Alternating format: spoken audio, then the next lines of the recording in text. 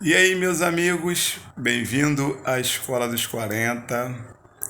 Vira e mexe, eu vou soltar um videozinho pela semana, fazer um vídeo para nós batermos um papo.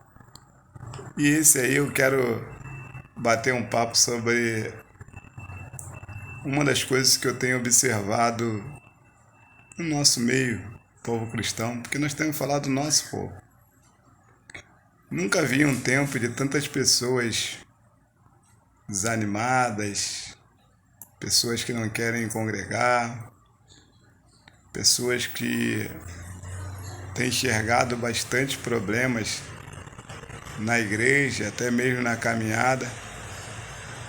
E eu tô que nem Salomão.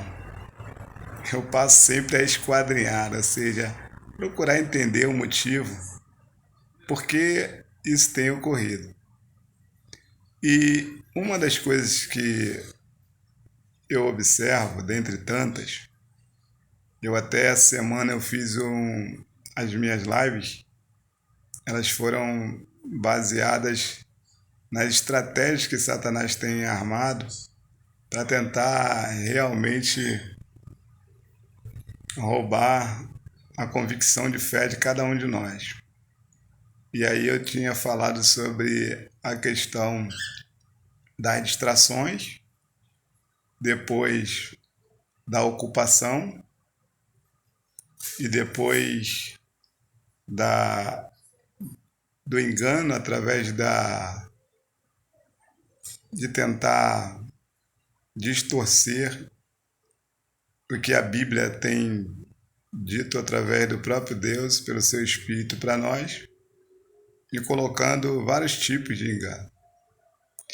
E desses três temas, o que é interessante é que eles me deram, ao longo da caminhada, uma visão para mim poder compreender por que as pessoas de fato estão desanimadas. Por que há tantas pessoas desanimadas? Será que elas não estão distraídas? Será que não são as distrações? Porque as distrações roubam de nós aquilo que nós temos de mais precioso, que é a percepção do tempo. Por exemplo, a Bíblia diz assim, olha, o apóstolo Paulo escrevendo, ele diz, remindo o tempo porque os dias são maus. O que significa isso? O que está querendo dizer? Pegue seu tempo e aproveite ele. Utilize seu tempo da melhor maneira possível, porque os dias são maus. E aí eu te pergunto, o cara que está desanimado, está olhando o problema na igreja, que está realmente vendo só os pecados que as outras pessoas cometem, será que isso não tem a sua origem nas distrações? Porque quando você deixa de buscar a Deus, fica mais fácil você dar ouvido e enxergar somente problemas. A prova disso é Geazi. A Bíblia diz que Eliseu estava em sua casa, o rei mandou buscar Eliseu porque havia descoberto que ele era o profeta que revelava tudo que o rei fazia na sua cama, ou seja, no seu quarto para dormir. A Bíblia diz que o rei manda a sua comitiva de soldados atrás de Eliseu, em Dotã. Quando chega lá, a Bíblia diz que Geazi estava saindo da porta de casa, talvez para fazer um cafezinho para o profeta, pegar uma água para fazer um café. Nem existia café lá naquela época. Mas vamos botar um chazinho, né? E aí a Bíblia diz que Geazi olha e vê um monte de soldado cobrindo toda a volta da casa, da montanha. Geazi, nervoso, volta para dentro da casa e fala, meu senhor, carros e cavaleiros. Eliseu dentro da casa, deitado, falou, Senhor, abre os olhos do moço, para que ele enxergue que maior é que está conosco do que os que vêm contra nós. Aí Deus abriu os olhos de Geazi, que era um cara que só vivia ocupado com outras coisas, distraído. A Bíblia diz que naquele momento ele viu carruagem de fogo, cavaleiros de fogo, de cima dos soldados que vieram pegar o profeta. E aí ele descansou.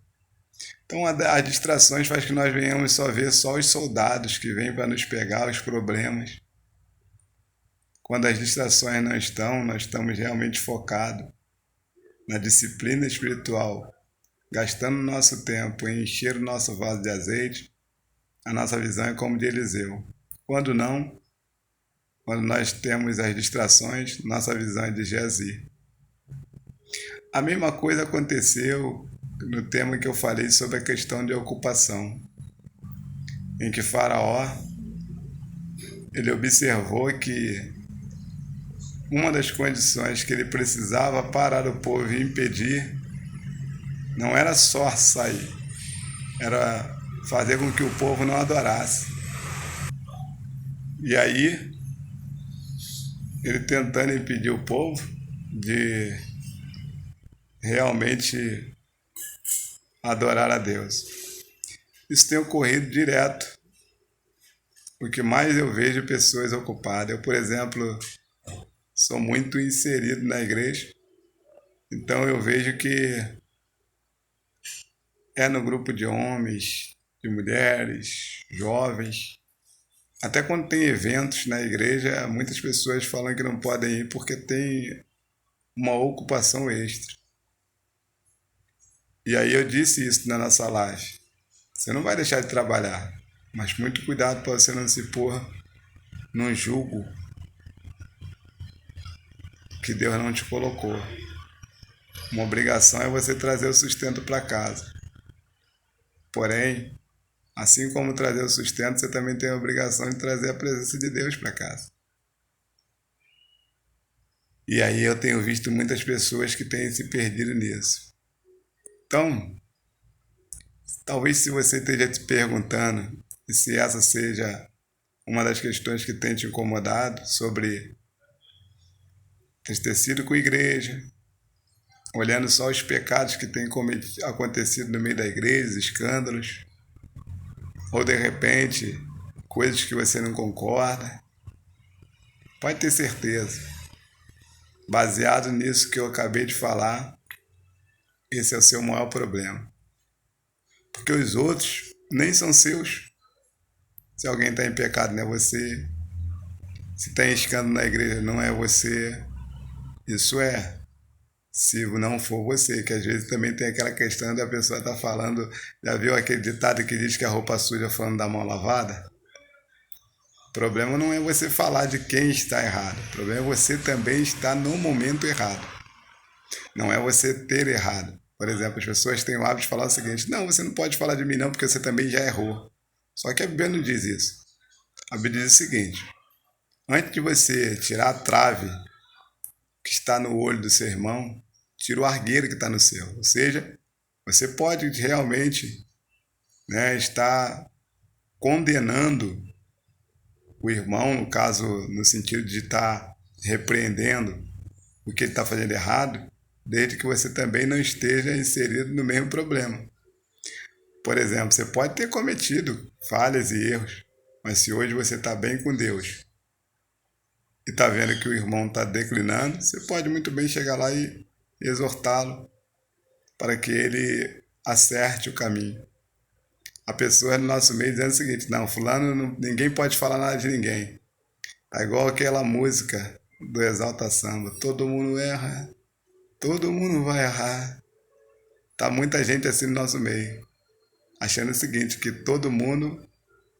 Ah, não, você é errado também. Não, mas eu sou errado, mas eu tô no erro, mas você também erra. Só que a Bíblia diz o seguinte: se eu não tenho um argueiro no meu olho, eu posso muito bem dizer para você o que deve ser feito baseado na Bíblia, na palavra de Deus. Então, irmãos, muito cuidado. Talvez o desânimo está baseado naquilo que Lamentações o próprio Deus falou pela boca de Jeremias: de que se queixa, pois, o homem? Seus próprios pecados, seus próprios caminhos. Fico por aqui. Semana que vem teremos mais um vídeo desse aí, de uma reflexão. Lembrando, curta, compartilhe, divulgue o canal. Vamos conosco nessa jornada. Amém? Se você não é inscrito, inscreva.